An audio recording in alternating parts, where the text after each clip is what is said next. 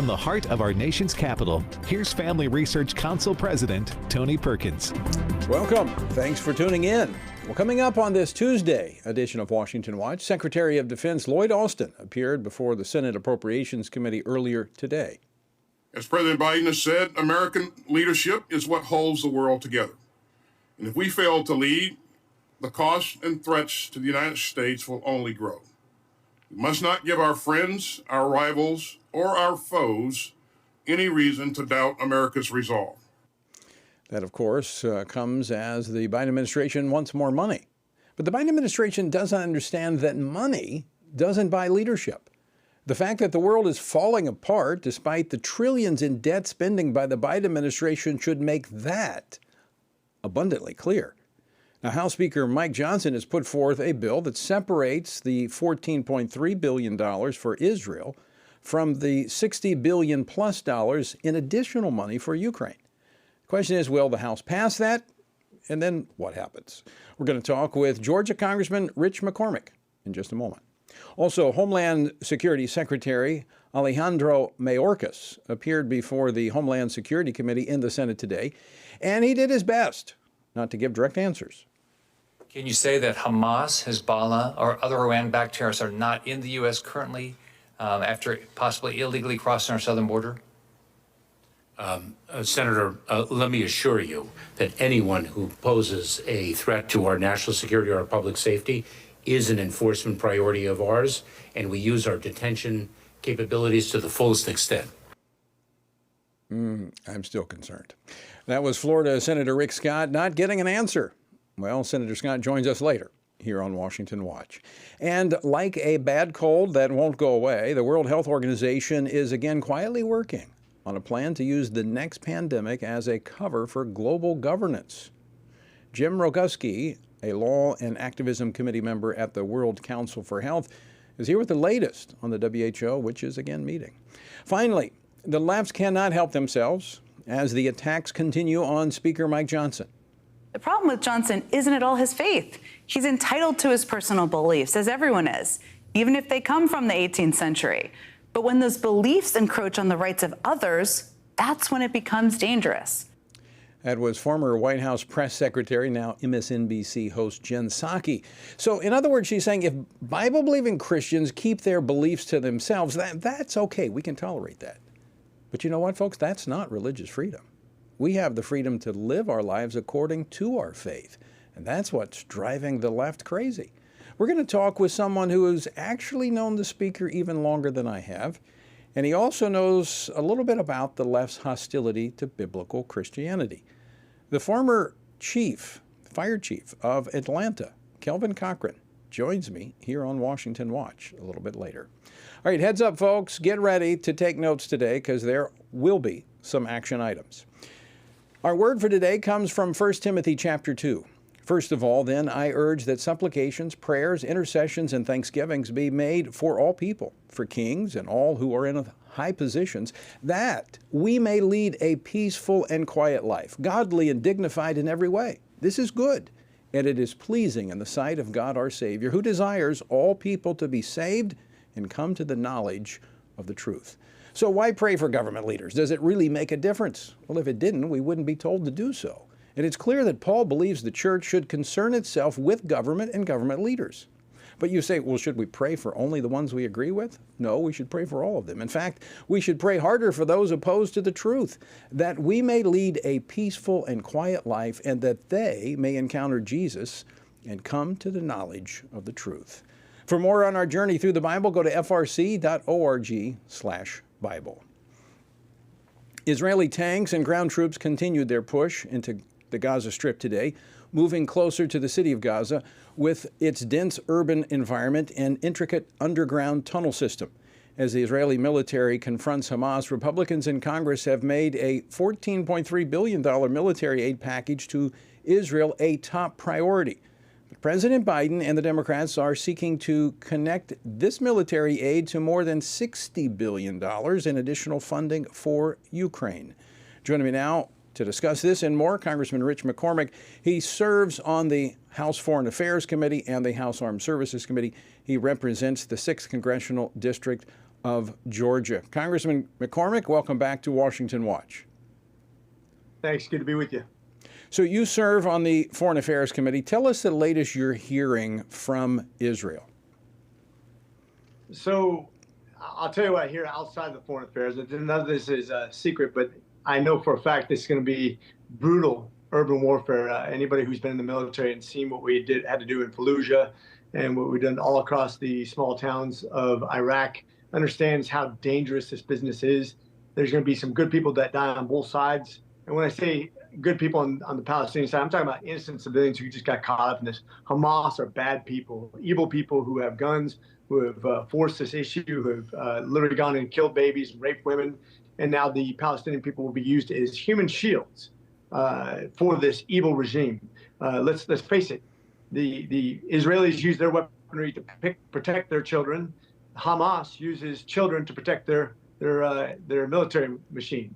If everybody in Gaza laid down their arms, there would be peace. If everybody in Israel laid down their arms, there would be no more Israel. They'd be annihilated. Going room to room, house to house is going to cost some very specialized people who are highly trained and very patriotic their lives. That's just a fact. There's no getting, and it doesn't matter how well trained you are. They are multi-layered defenses. These guys are well trained, much better trained than in the past. It is going to be difficult terrain, but I know that it's very necessary to root out Hamas down to the last person. My biggest concern is that they'll melt away as they start to lose considerable ground, and they'll just disappear into civilian populace and live to fight another day. I hope they fight and stay to the last man and be brave as we give their souls back to Allah to be sorted out, because they need to be ended. Congressman, you're a Marine veteran, and you understand, as you mentioned, the urban combat. This is one of the most densely populated areas, one of the top areas in the world, because it's a pretty small strip of land, a lot of people there, and it is going to be a hard-fought battle as Israel moves in there. What are you concerned, or are you concerned about the international community? We're already hearing calls from even some of our own people here in the United States for ceasefires. That's not going to eliminate the threat that Israel is facing from Hamas. Well, first of all, anytime you talk about sovereignty of a nation, they have some really hard choices to make. But we saw this coming from day one, when not one bullet had been fired by Israel, and yet they knew they were going to have to go in and take out Hamas. Imagine, if you will, America having another 9/11, and then everybody said, hey, let's just sue for peace, please. We got to have peace. That's an impossible scenario. Otherwise, you're just a sitting duck for evil people. That's not realistic. But we knew this was going to be used against Israel from the beginning. We predicted it. Of course it is. We've seen an unprecedented amount of anti-Israel, anti-Semitic behavior here in America, which I never thought I'd witness in my lifetime, especially just a couple days after you saw the egregious, the pure evil behavior of Hamas, beheading babies, raping women, taking hostages of innocents, and then seeing people protest Israel. How baffling is that? This was a setup from the beginning. This is well orchestrated. It was meant to demonize Israel, even though they had pulled out of Gaza long, long ago, had no influence on that region as far as military or civilian populace. It was absolutely aggression from Hamas, meant to start another religious war, right. Not just from their front, but from Lebanon, from Syria, from all over that region, and is all backed by Iran. Yeah, and that needs to be repeated often. People don't realize in 2005, Israel turned that over to the Palestinians, and in 2007, they elected Hamas as their government. So it is. You're absolutely right. This is all Hamas. They own it. Let's talk about the response. Speaker Johnson, House Republicans have made military support for Israel a top priority. Have already passed a resolution last week standing with Israel. This week, funding for Israel. It is separated from the Biden administration's priorities of another $60+ billion going to Ukraine. Is that going to pass the House? I think so. I think it'll pass overwhelmingly. We know that they need it. Most of it's military aid. I think over $10 billion of it is military aid. The rest of it's made up of state and some emergency funds. I'm not really sure why they need $50 million for emergency evacuation of Americans. I started doing the math. If it costs $5,000 per person, you're talking about 100,000 people. I know most of the people who wanted to leave have already left. So I'm a little bit suspicious about just throwing money at a problem. But the vast majority of this is going to go to military aid, which they need, and which is going to be required in order finish their mission. But it's also an offset because this 13 plus billion dollars is going to come from the additional money that went to the IRS last year in the Inflation Reduction Act. You know, we've talked about this in several other bills that we passed that have not been signed into law. So we're attacking the IRS in multiple ways of them expanding. The problem is that usually, well, actually never, has emergency funds had to be offset. I mean, that's why there are emergency funds being used. And if this starts becoming the new precedent, I think it's going to be a dangerous one. You're either doing the right thing or not. I think we need to save as much money as possible in the federal budget. Regardless, this is a leverage point that we're using to defund the IRS. The CBO is going to give this a negative rating most likely because they're going to say now you're going to collect less tax income.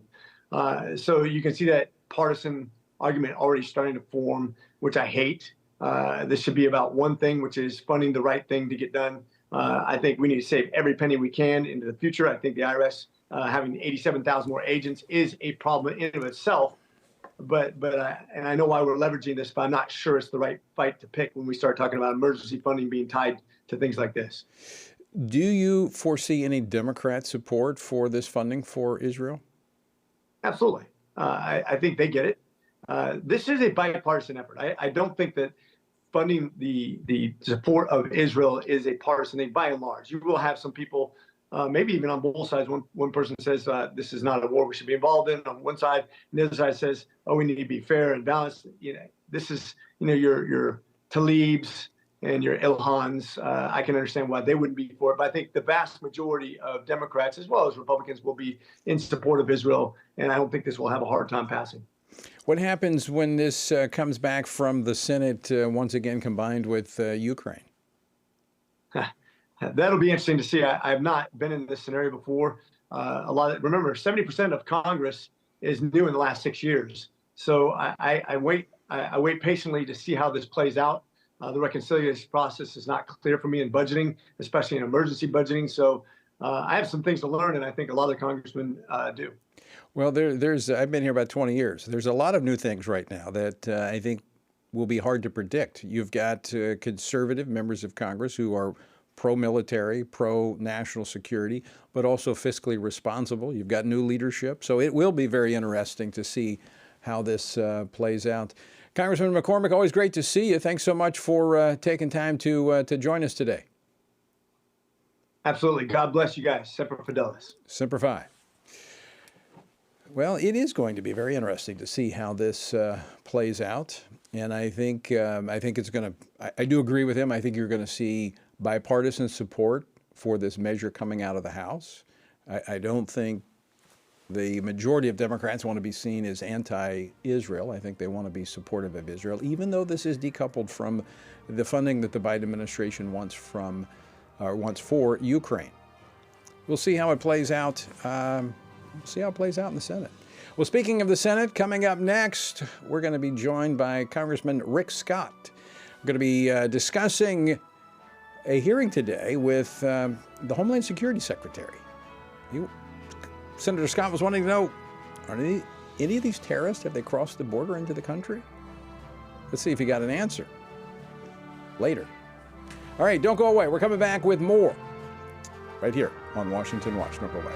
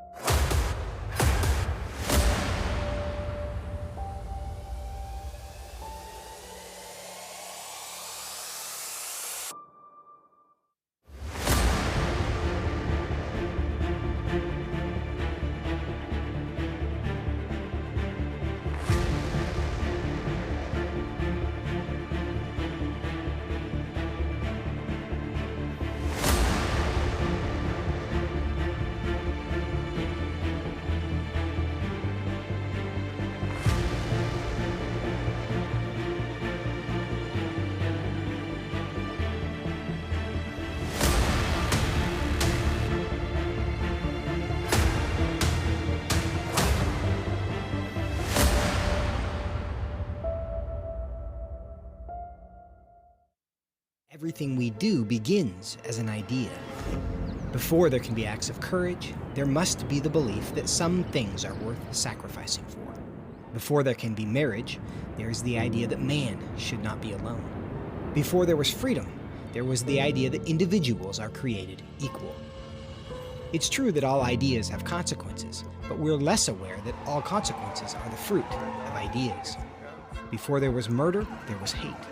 Before there was a Holocaust, there was the belief by some people that other people are undesirable. Our beliefs determine our behavior, and our beliefs about life's biggest questions determine our worldview. Where did I come from? Who decides what is right and wrong? What happens when I die? Our answers to these questions explain why people see the world so differently. Debates about abortion are really disagreements about where life gets its value. Debates over sexuality and gender and marriage are really disagreements about whether the rules are made by us or for us. What we think of as political debates are often much more than that. They're disagreements about the purpose of our lives and the source of truth. As Christians, our goal must be to think biblically about everything. Our goal is to help you see beyond red and blue, left and right, to see the battle of ideas at the root of it all. Our goal is to equip Christians with a biblical worldview and help them advance and defend the faith in their families, communities, and the public square. Cultural renewal doesn't begin with campaigns and elections. It begins with individuals turning from lies to truth. But that won't happen if people can't recognize a lie and don't believe truth exists. We want to help you see the spiritual war behind the political war, the truth claims behind the press release, and the forest from the trees.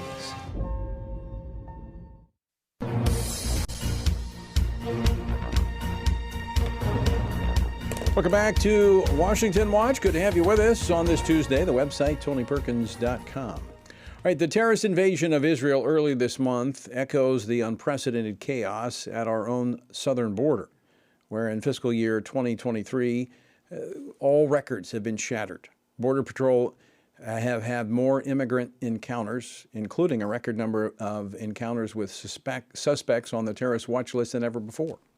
And if we're not paying attention to this, and unfortunately I don't think we are, at least the Biden administration is not, this could be deadly.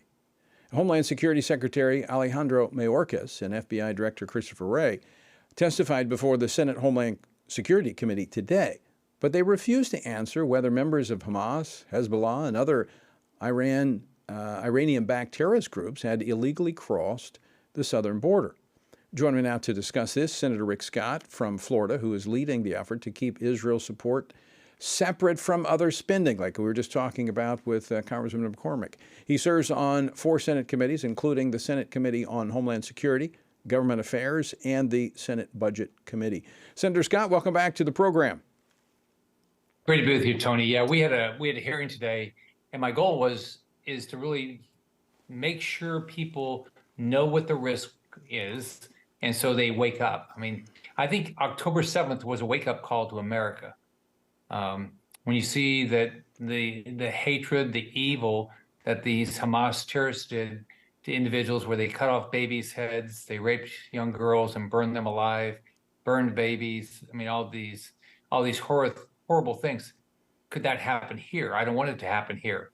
So that was my question today is, what is America? What's our risk in America to Hamas and Hezbollah and other terrorist groups? Senator, you said it's a wake-up call. I'm not sure it is a wake-up call for this administration. I mean, they continue to do the same thing they did before.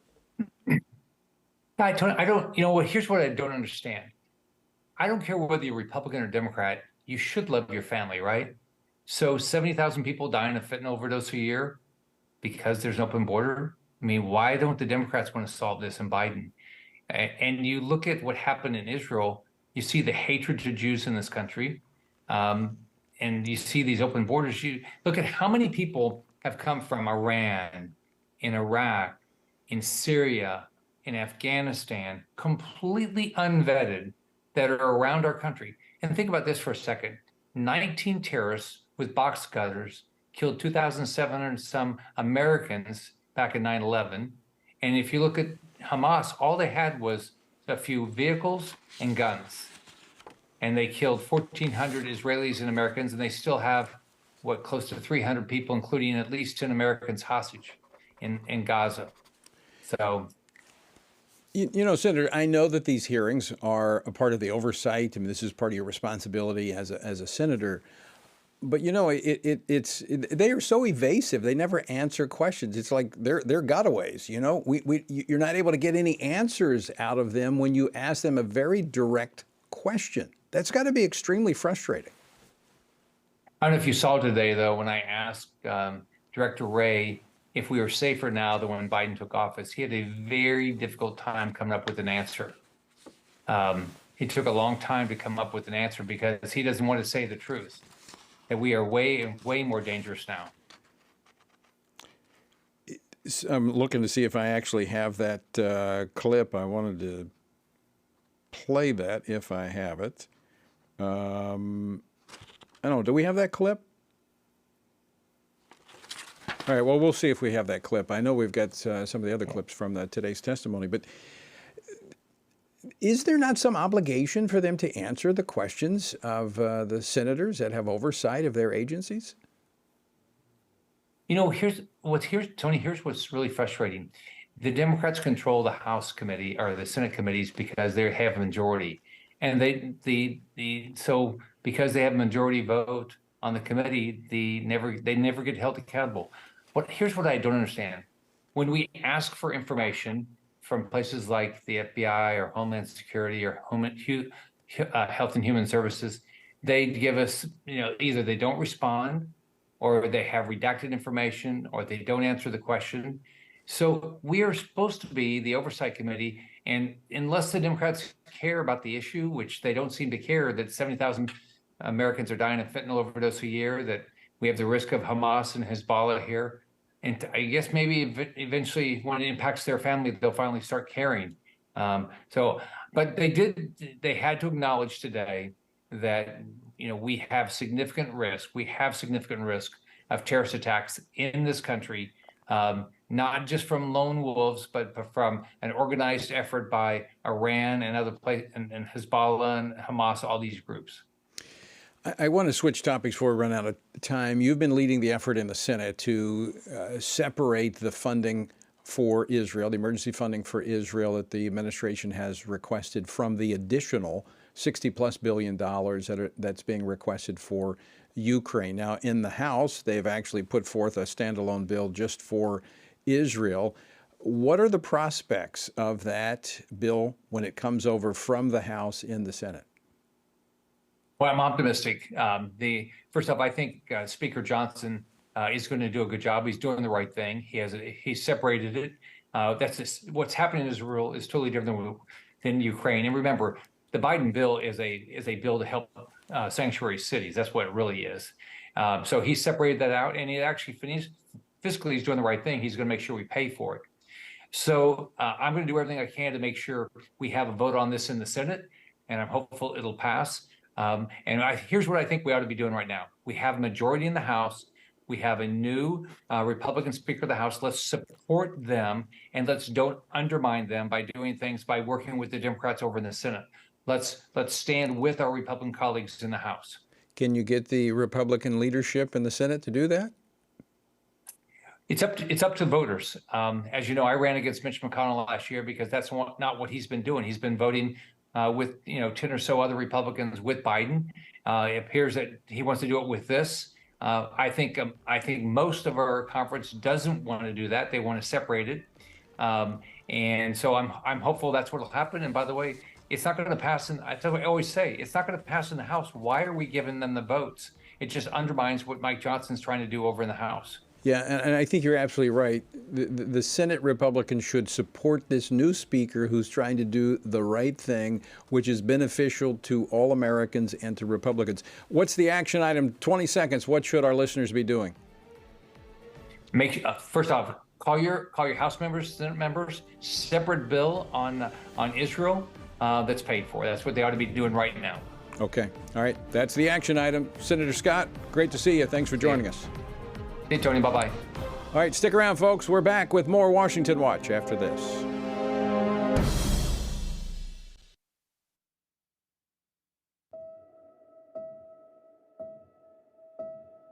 All of us are born with the desire to find truth and meaning. Where did I come from? What happens when I die? While our answers to these questions may divide us, we are united in our need for the freedom to answer life's biggest questions and make life's biggest decisions for ourselves. That's why religious freedom matters for everyone. Religious freedom matters because the powerful have long wanted to control those who are less powerful.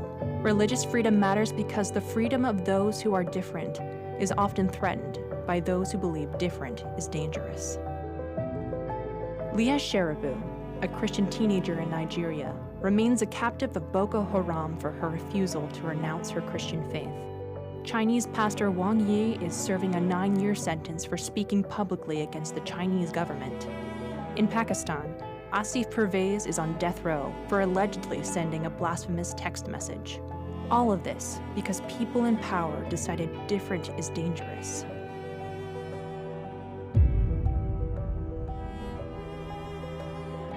At the Center for Religious Liberty at Family Research Council, we promote religious freedom for everyone because the only alternative is religious freedom for no one. We encourage Americans and the American government to engage and advocate for the persecuted, and they do. We work every day to bring good news to the afflicted, to proclaim liberty to captives and freedom to prisoners. We do it because that's what Jesus does. We work to give freedom to others because we ourselves have been set free.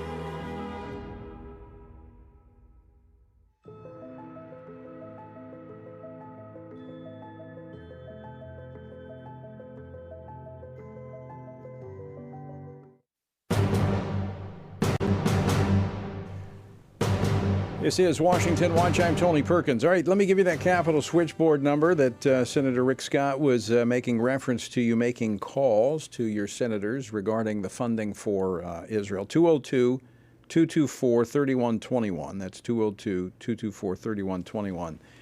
Contact your senator and encourage them to support the approach that the House Speaker is taking to segment this funding and have standalone funding for Israel. That is going to be voted on probably tomorrow. All right, 202-224-3121. All right, as we continue to track the World Health Organization's effort to usurp authority and power from sovereign nations, yesterday the Intergovernmental Negotiating Body published their latest draft of the proposal for negotiating text of the pandemic agreement. Now that is a mouthful, I know, but that's what these bureaucrats do.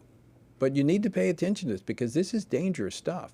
Now, this version will be considered by the 7th meeting of the Intergovernmental Negotiating Body next week at the WHO headquarters in Switzerland. Now, the WHO's end goal of this effort, which has been going on for a while, and it will continue up until next May, is to be fully empowered to make decisions on our behalf without our consent. Joining me now to discuss this is Jim Roguski, a member of the Law and Activism Committee at the World Council for Health. Jim, welcome back to Washington Watch.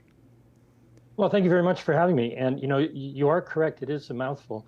But the fact that it's not referred to as a treaty is actually very important because what they are setting up, and it's exactly what you said, is an ongoing series of what they call the Conference of the Parties that would meet pretty much forever. And the idea is they're trying to hash out an agreement just to have an agreement so that they can pat themselves on the back and say, oh, look what, great work we did. I was actually a little bit surprised that from the last version, this version got smaller by about 12 pages. And so what they're doing is trying to reach a basic fundamental agreement to set up a bureaucracy that would meet on an ongoing basis year after year after year to impose protocols that, as you said, we wouldn't have any say over the matter, much like the Framework Convention for Climate Change that was agreed to by the United Nations back in 1992.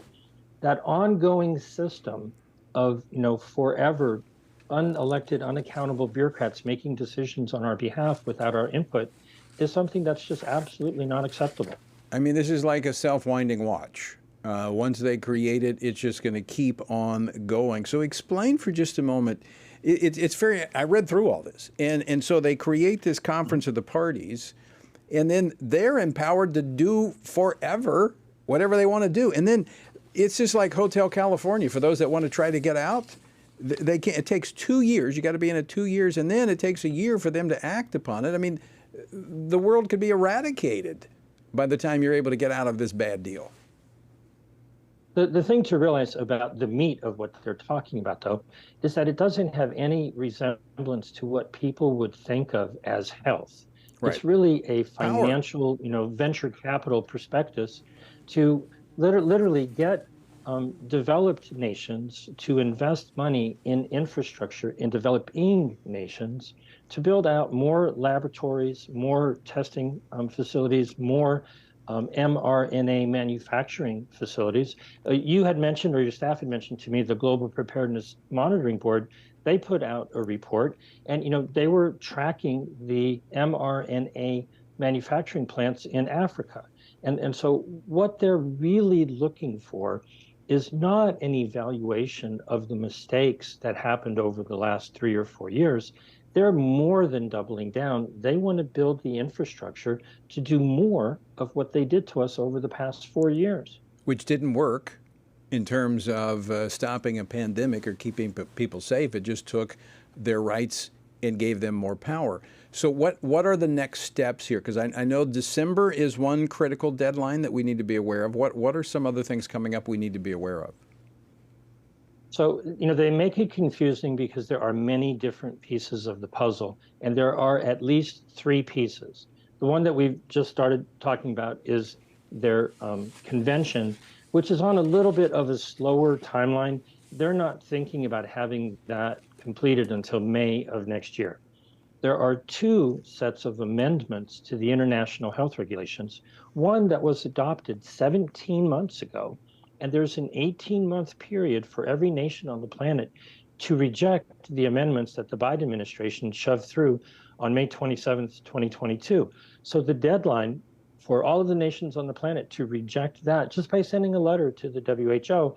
And I put together a page, which is rejecttheamendments.com, where people can download a letter, sign it, and just mail it to your congressmen, your senators.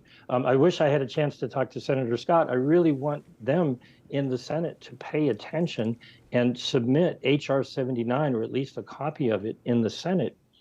So those amendments can still be rejected, but there's another set that are currently being rewritten, and we hope to maybe get a glimpse of them the first week of December.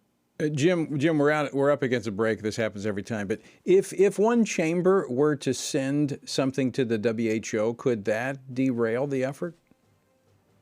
I certainly feel that the senators and members of Congress should come together, understand this issue, and realize that they need to take action because their silence is viewed as consent. And that is just absolutely not acceptable.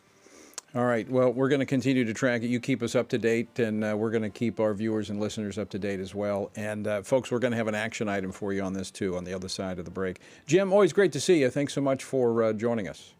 Thank you very much. Appreciate it. Folks, we're committed to stopping this because this is really bad. I know we see all these conspiracy things out there on the internet, but we've read through this. It's real. It is a real threat. All right, don't go away. On the other side of the break, we come back with more Washington Watch right here.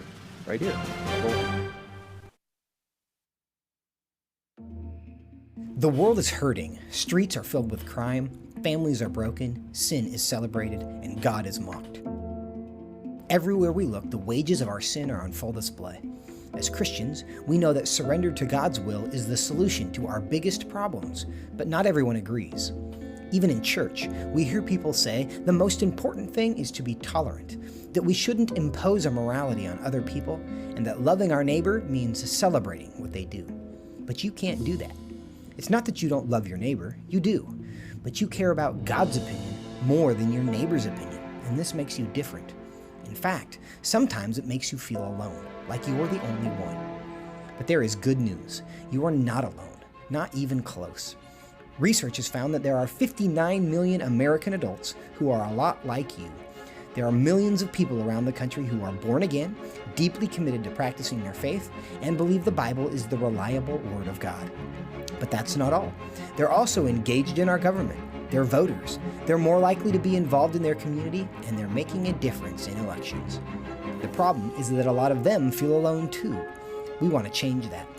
FRC wants to connect these 59 million Americans to speak the truth together, no matter the cost. If you want to learn more about this group and what it means to be a spiritually active, governance-engaged conservative, or if you want to find out if you are one of these sage cons yourself, go to frc.org/sagecon and take the quiz to find out. The world is hurting, and we have the solution. We can't do it alone, but we can do it if we work together. That's what we're working toward every day. Join us. Go to frc.org/sagecon, SageCon, to learn more. That's SAGECON, SageCon, to learn more. I'm often asked by people, Tony, how do you stay encouraged? How do you deal with all of the stuff in Washington, D.C., the negative policies that are attacking our faith, our family, and our freedoms? Well, you want me to let you in on the secret? It's called the Word of God.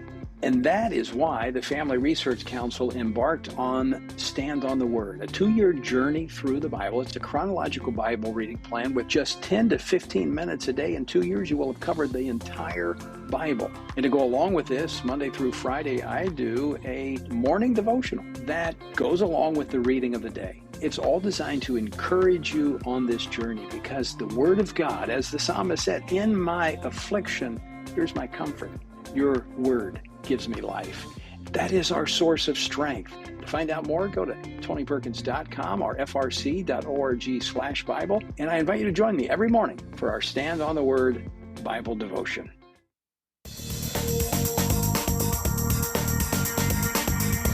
Thanks for joining us on this Tuesday. All right, here's one of the action items. We've got to stop this World Health Organization, the WHO, their global governance plan. And Jim was actually right. It's very confusing intentionally.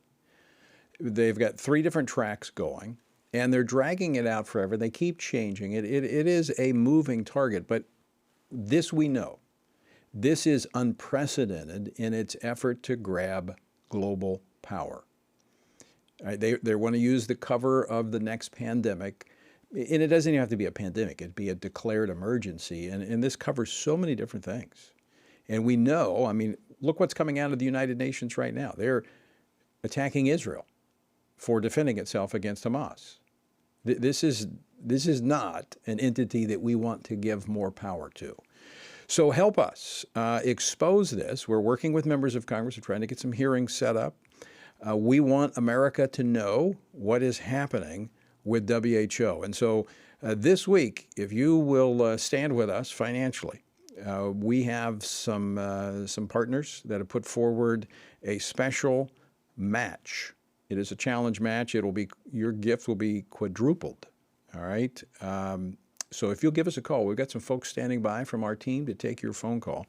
800-225-4008. That's 800-225-4008 to help us stop this power grab by the World Health Organization. All right, 800-225-4008. All right, as I've discussed, the left is working overtime to target Speaker of the House Mike Johnson for his Christian faith. And I've been very clear. He's been on this program many times. I've known Mike for a long, long time.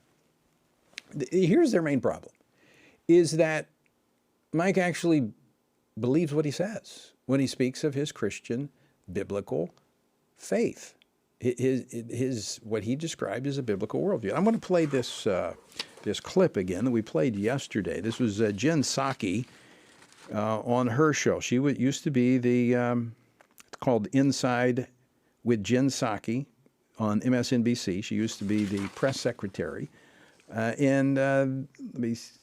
she played a clip. It's hold on just a second. It's clip number 12. We're going to play this. Go ahead and play clip number 12. He gave us all a little clue as to how he would govern in an interview this week. I am a Bible-believing Christian. Someone asked me today in the media, they said, it's curious, people are curious, what does Mike Johnson think about any issue under the sun? I said, well, go pick up a Bible off your shelf and read it. That's my worldview. You heard that right. The Bible doesn't just inform his worldview, It is his worldview. Jen, that's called a biblical worldview juxtaposed to your humanist worldview. All right? And there are a lot of Christians out there that operate from that same worldview. The left is doing whatever they can to try to look for scandalous details about Mike Johnson's life. And one they've latched onto is quite comical, the fact that he got a covenant marriage 25 years ago. And he worked with me to help promote it, a law that I passed in Louisiana. Well, I want to bring in someone who's actually known the speaker even longer than I have. He knew his father, who Mike made reference to on the day that he was sworn in as speaker in his speech to the House. He made reference to his father, who was a fireman in Shreveport, Louisiana, and was injured on the job and died just a few days before Mike. He had retired, a health retirement because of his injuries, but he died just a few days before Mike was sworn into Congress from cancer. Well, join me now to discuss this and this attack that is going on toward Christian faith is Kelvin Cochran. He, among the many titles he's had, he served as firefighter. He was later the chief of the fire department in Shreveport, Louisiana, alongside now Speaker's Mike Johnson's father. He previously served as the administrator of the United States Fire Administration and then the fire chief of Atlanta. Chief, welcome back to Washington Watch. Always great to see you. Tony, it's great to see you, and it's good to be back on Washington Watch. Now, you actually worked with Mike's dad. In fact, he trained you, did he not?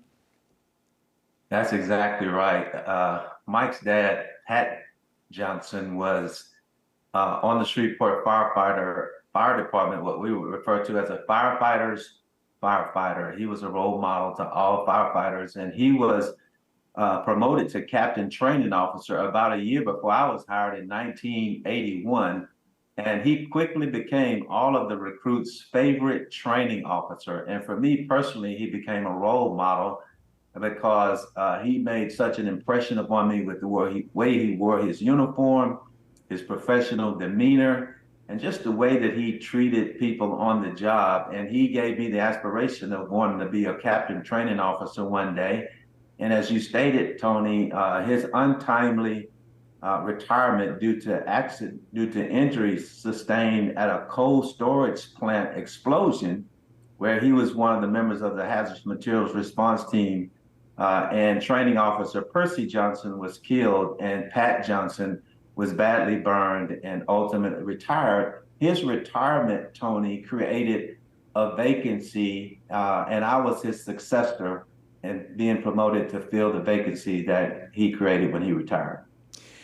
When you, being that close to Mike's father, I mean, you saw him, and in that kind of, having been in law enforcement, I know there's similarities there. As first responders, the pressure, you really see people for what they are. What can you tell us in terms of similarities that you see in Mike with his father, Pat? Man, there are many similarities. Pat Johnson was unashamedly Christian. He integrated his faith with his calling as a firefighter, and he integrated his faith with his purpose as a father and as a husband. And he was one of those Christians who connected his role as a firefighter to the biblical principle of being our brother's keeper and to the biblical principle of sacrificing or laying down one's life for another. Pat Johnson was a man of courage and a man of valor, and those same traits exist in his son, Mike Johnson. So Chief, when you go through any type of academy, whether it be law enforcement, military, fire, you look up to those trainers. Did his faith play a role in shaping your integration of your faith with your public walk as a firefighter? It absolutely did, because he was outwardly living out his faith. He was sharing how faith connected to the career in every aspect of the training of a firefighter. He made sure that we understood as rookie firefighters that there was a divine connection between being a firefighter and being a believer. and also being faithful in our family relationships. And he lived it out. Pat Johnson and his family, they lived right across the street from the training academy. Can you imagine that? And so I had a chance to see Pat's wife, Jeannie, and Mike and his siblings. They would come across the street to the training academy from time to time. And I had a chance to see Pat Johnson live out his love for his family and his kids right in front of all of us. And I remember Mike specifically, he was so proud of his dad, and his dad was so very proud of him. And Mike was just a consummate big brother. You could tell that he took serious his responsibility of being a big brother for his siblings. Chief, obviously you paid close attention to Pat in his role of integrating his faith, because you did the same. In fact, for those that don't know your story, we connected when you were the chief in Atlanta, and you were very much like Mike Johnson is being today, being criticized publicly for simply living out your faith as a Bible-believing Christian. Yes, sir. I tell you, I never would imagine, Tony, that writing a book for a Christian men Bible study would actually cost or end my childhood dream come true fairy tale career after 34 years of faithful service. But it absolutely did end my career. And I learned a lot of things about that. I just was completely shocked that in the United States of America, the land of the free and the home of the brave, the land of our constitutional First Amendment rights, that I could be terminated for writing a book for a Christian men Bible study. So I know firsthand what it's like to be targeted and attacked for speaking truth. Of course, you went on in court and prevailed in that case and won. And I think your example of being willing to live out your faith Atlanta Fire Department, that's a big fire department.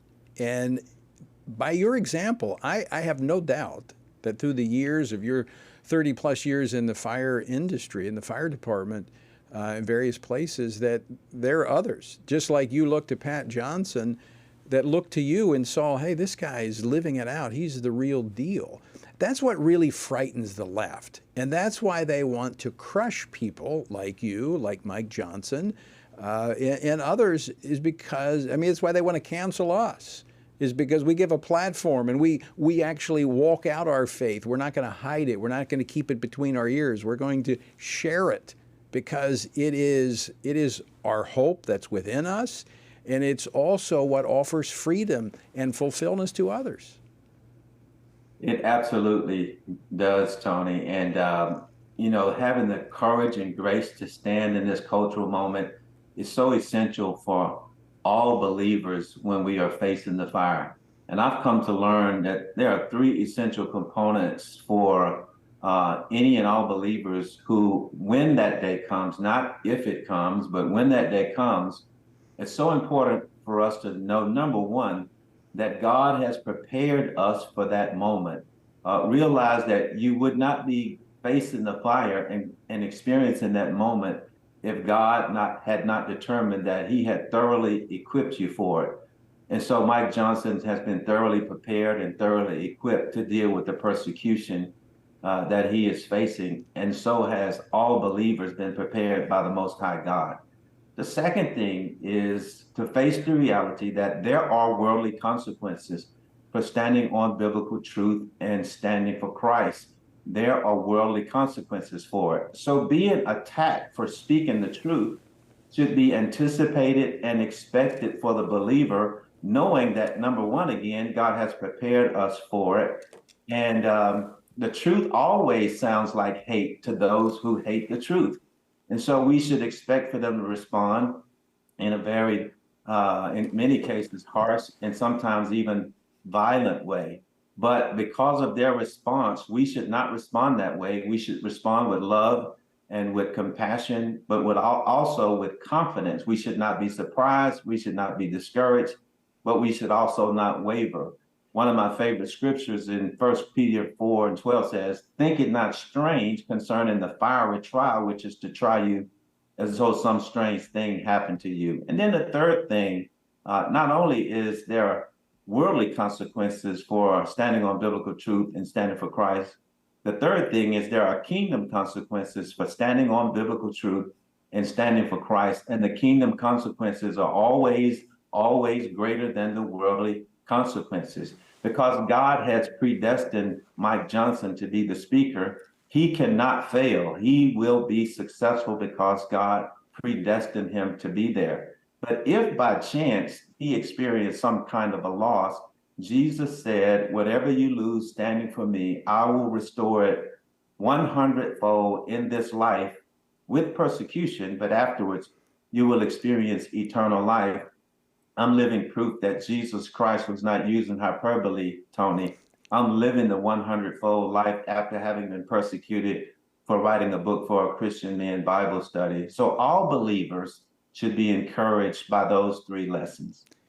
You're absolutely right. That is so spot on, and it reminds me of 1 Peter, when Peter was writing to the Christians that had been dispersed because of persecution. In fact, I actually sent this verse to Mike this morning. I was talking to him last night, and he's encouraged because of the prayers that people are praying for him.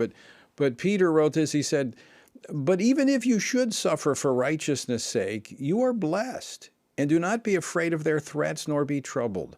But sanctify the Lord your God in your heart, and always be ready to give a defense to everyone who asks you a reason for the hope that is in you." And that's religious freedom. We know it's coming, but we embrace it with joy because it is a part of the purpose, and it's all about bringing glory and honor to the Lord Jesus Christ. Chief, always great to see you. Thank you so much for taking time. Very quickly, we're up against the break, but what is the main thing people could be doing right now to be supportive of Mike Johnson? They should certainly be praying for Mike Johnson, that God will continue to use him the way he has been used since the time he has been a public servant, and that he'll have the courage and the boldness necessary to lead as Speaker of the House, and to do so with honor and valor, just like his dad, Pat Johnson, served as a Shreveport firefighter. Chief Kelvin Cochran, thank you, sir. Always great to see you. So appreciate you. Thank you, Tony. All right. We should pray for all of those in authority. We actually began the program, but even more so for those who are standing for truth. And when we have brothers and sisters in Christ who are in these positions, it should give us all the more reason to pray. So pray for Mike Johnson and all of the members of Congress who are there for the right reason, to serve their fellow man and to bring honor and glory to God. And they're not hiding that. All right, until next time, I leave you once again with the encouraging words of the Apostle Paul, found in Ephesians 6, where he says, when you've done everything you can do, when you've prayed, when you've prepared, and when you've taken your stand, by all means, keep standing.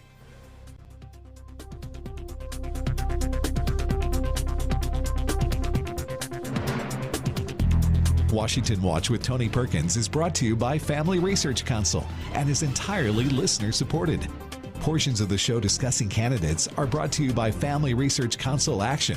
For more information on anything you've heard today, or to find out how you can partner with us in our ongoing efforts to promote faith, family, and freedom, visit TonyPerkins.com. Also, to leave a comment about Washington Watch, call our watch line at 1-866-372-7234. That's 1-866-372-7234.